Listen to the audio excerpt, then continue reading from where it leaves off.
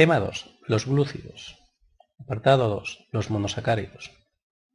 Buenos días, chicos, y bienvenidos a una nueva clase sobre los glúcidos.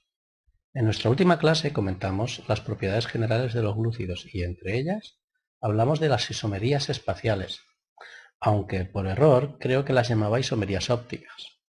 Revisadlo, por favor. Vamos a repasar los conceptos de las isomerías espaciales, por si acaso. Definimos como enantiómeros a dos moléculas que son imagen especular una de la otra, mientras que son epímeros aquellas moléculas que difieren en la orientación de los sustituyentes de un carbono asimétrico. Además, la presencia de carbonos asimétricos también origina isomería óptica, la cual consiste en que si se hace pasar un rayo de luz polarizada a través de una disolución del glúcido, este desviará el ángulo de polarización en el sentido de las agujas del reloj. En este caso diremos que el glúcido tiene actividad óptica positiva, o es destrógiro. O desviará el ángulo de polarización en el sentido contrario de las agujas del reloj. En este caso diremos que el glúcido tiene actividad óptica negativa, o que es levógiro. Debéis tener en cuenta que este tipo de isomería depende de la configuración espacial de toda la molécula, no de algún isómero en especial, ni si es D, ni si es L, puede ser D positivo, D negativo, etc. Podéis ver los vídeos relacionados con la polarización de la luz para tener más información sobre ello.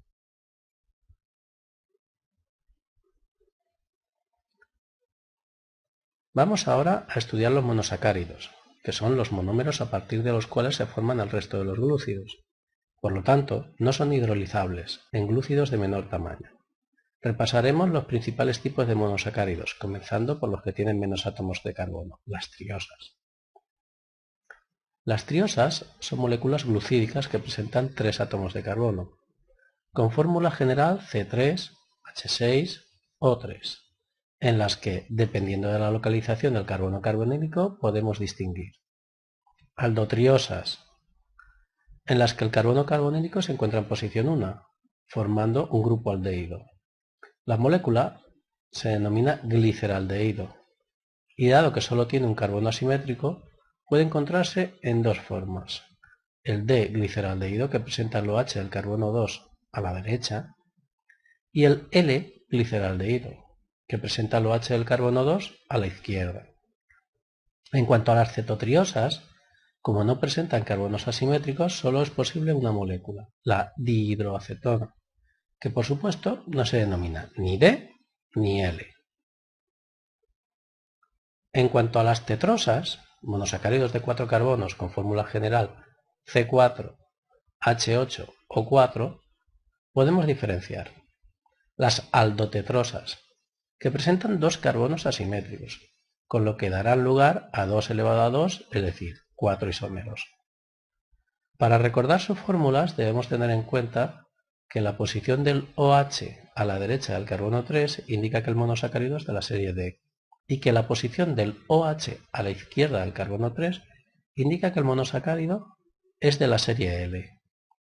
Nos queda además otro carbono asimétrico, el carbono 2, en cuyo caso la posición del OH a la derecha del carbono 2 genera un monosacárido denominado eritrosa, y la posición del OH a la izquierda del carbono 2 genera un monosacárido denominado treosa.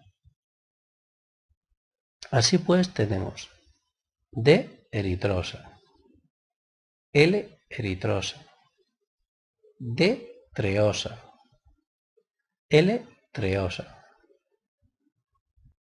En cuanto a las cetotreosas, estas presentan un solo carbono asimétrico y por lo tanto 2 estereoisómeros, denominados D-eritrulosa si el OH está a la derecha y L-eritrulosa si el OH está a la izquierda.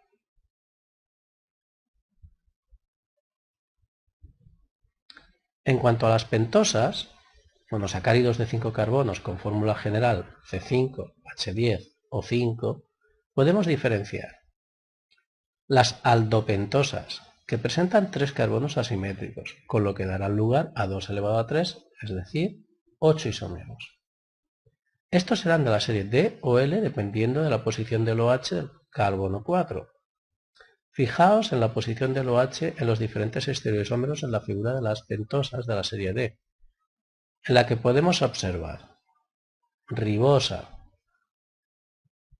arabinosa, silosa y lisosa.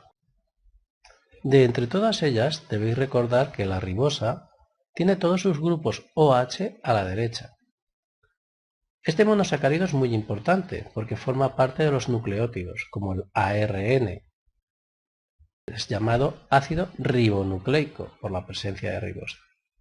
También es importante destacar que a partir de la ribosa, por pérdida del oxígeno del OH unido al carbono 2, se genera otra pentosa muy importante, la 2D-desoxirribosa,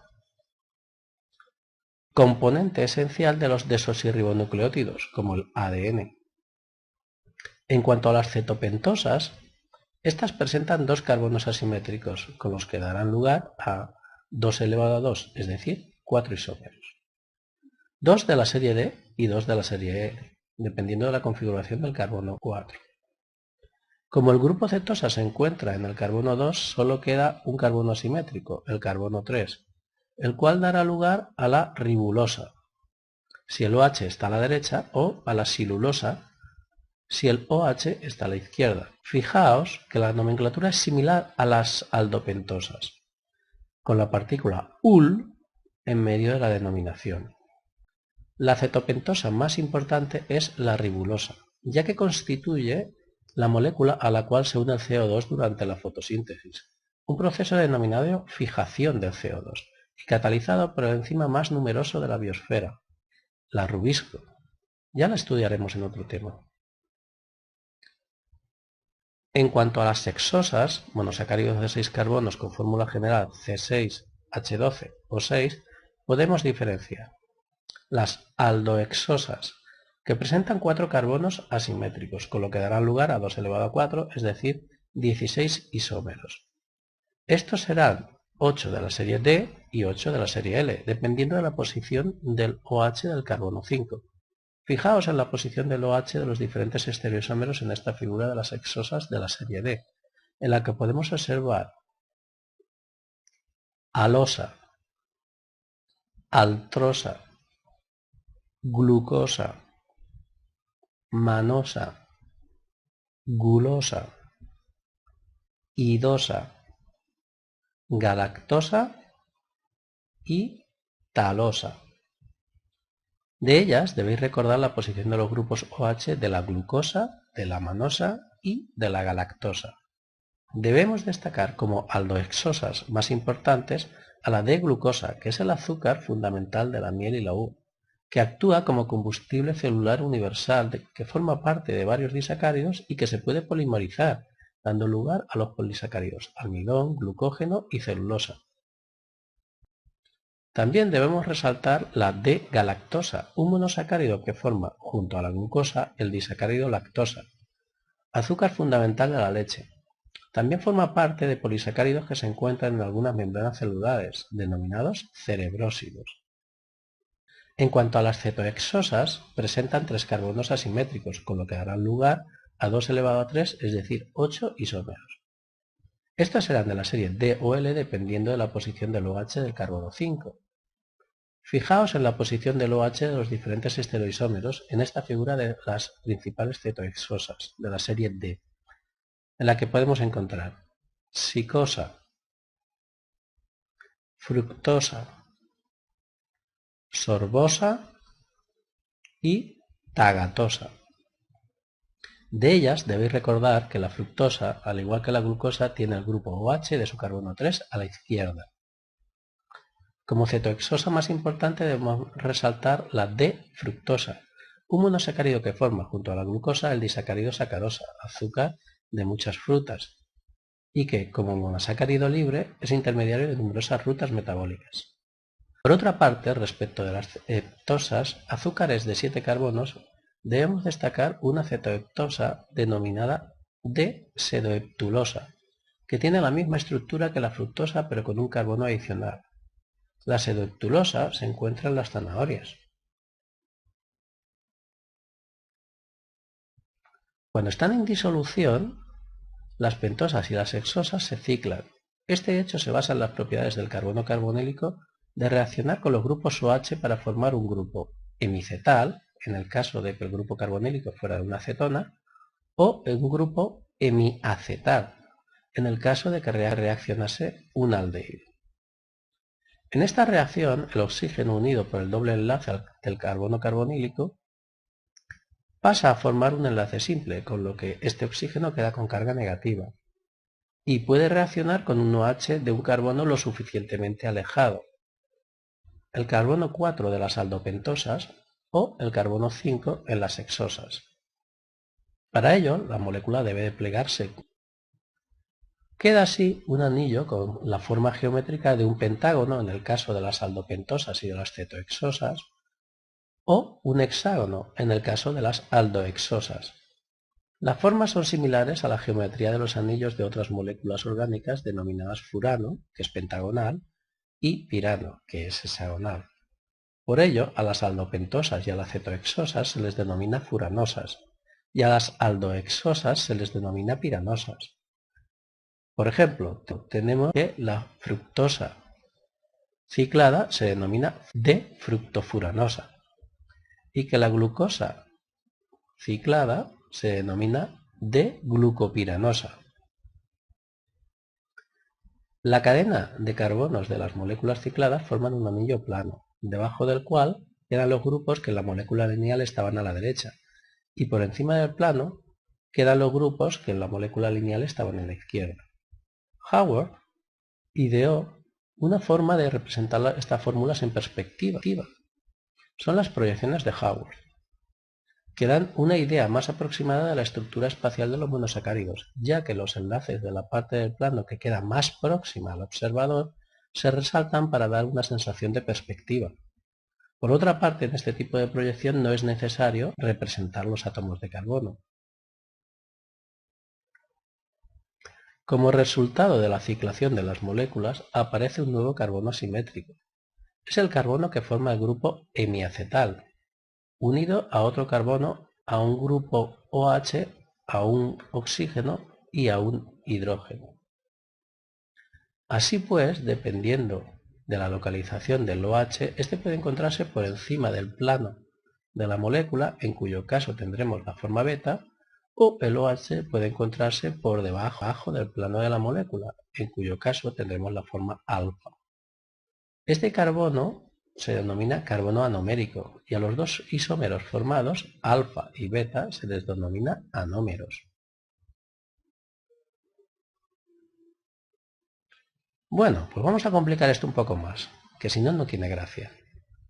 Como recordaréis, la disposición tridimensional de los enlaces de los átomos de carbono se realizaba sobre los vértices de un tetraedro, aunque nosotros representamos una proyección en el plano.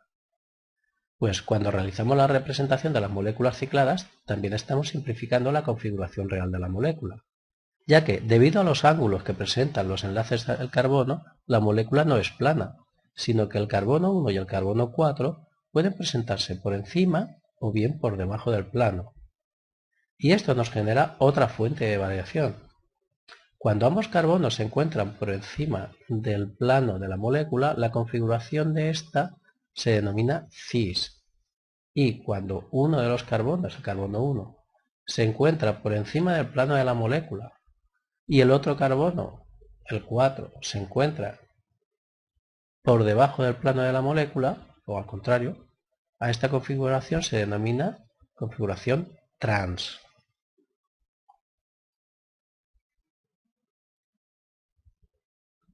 Por último, vamos a concluir esta clase comentando cómo se unen los monosacáridos para formar los compuestos de estos, de los cuales hablaremos en la siguiente clase.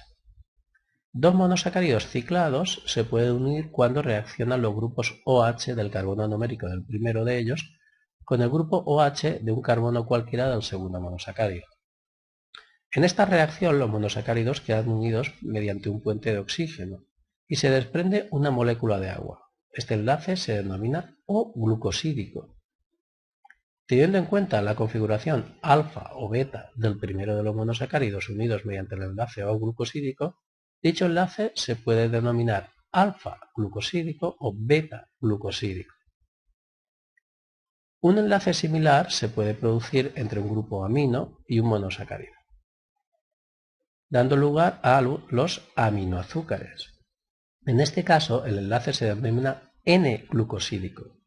Ejemplos de aminoazúcares son la glucosamina, componente de la quitina, o la galactosamina, componente de los cartílagos. Otros derivados de los monosacáridos son los glucoácidos, originados por oxidación del grupo aldehído a un grupo ácido, carboxilo, como en el ácido ascórbico o vitamina C. También los glúcidos se pueden transformar en alcoholes, formados por reducción del grupo carbonilo a grupo alcohol, como en el caso del sorbitol, utilizado como edulcorante de jarabes y en las chuches, o el inositol, un componente esencial de las membranas celulares. Bueno chicos, no quiero agobiaros demasiado. Dejamos aquí esta clase, algo más complicada que las anteriores, eso sí, pero en fin, creo que ya estáis capacitados para realizar las actividades de los apuntes que van desde la 5 hasta la 8. También las actividades de síntesis de los monosacáridos e incluso unas actividades sobre isomería. Vale, ya paro, tranquilos. No os agobio más. Hasta luego.